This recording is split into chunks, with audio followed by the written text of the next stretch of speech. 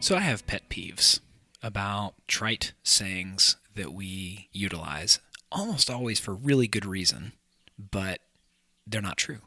And one of them is prayer is just talking to God. This past week, one of our elders preached on two different passages on prayer in Mark chapter 1 and Mark chapter 11. One is a description of Jesus praying, and she pointed out that I had never caught how intentional he is, that there are four very intentional verbs in the one little verse 35. And then she talked about chapter 11 and beautifully, mundanely unpacked how Jesus is using the word mountain as in you believe and pray that this mountain will be thrown into the sea, and it will.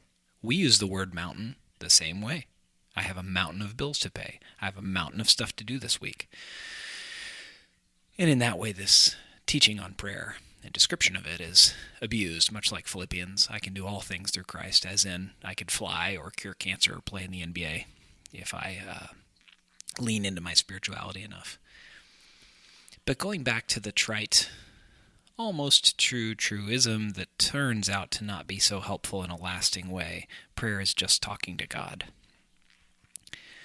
What's fascinating about Jesus is not only what he taught on prayer, but that they asked him to teach on it again. What I think is so compelling about Mark 1:35 and Luke 11, when the disciples, after having heard Jesus teach on prayer, ask him to teach on prayer again, is that when Jesus would get up from his times of prayer, meaning he was laying down or kneeling, maybe he walked when he prayed, we don't know, but I picture it as him getting up. Something about his countenance, something about his face, something about his way of speaking, something about his sense of calling made the disciples ask him again to teach them to pray. We long to know what is ours to do. On our good days, we are convinced that we have a calling.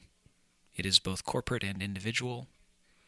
On our even better days, we know that we are called as agents of God's kingdom to pursue and execute his justice and peace, righteousness and love where we find ourselves. Well, how do we do it? How do we know what it is? How do we engage it? How do we believe in it and not despair? Prayer is such an important component to the Christian life, and that doesn't surprise you, but do you make the connection that it has to do with our ability to lean into what we are called to do, where we're called to do it, with the people we're called to do it with? Jesus, when he prayed, would get up so full of confidence in his mission. And this wasn't because he was perfect.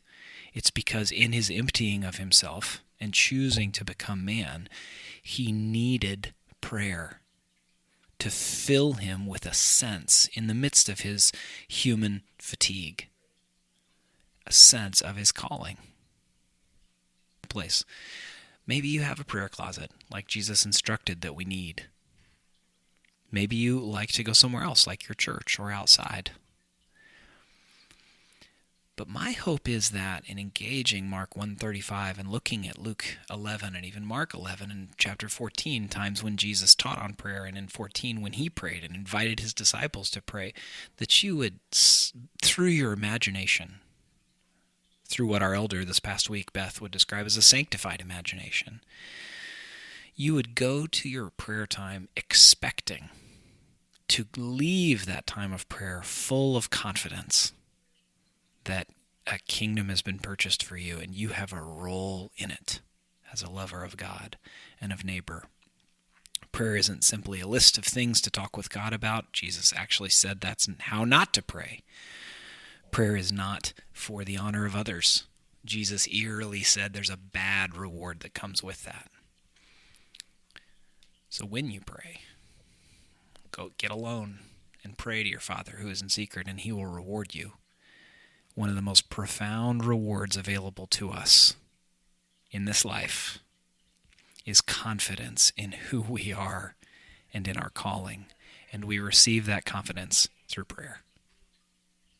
That's it for 5 more minutes this week. I hope that you find time to schedule into your life prayer, and that as you get up from your time of prayer, God fills you with a sense of confidence in who he calls you and who He calls you to be and what He has given you to do in this life.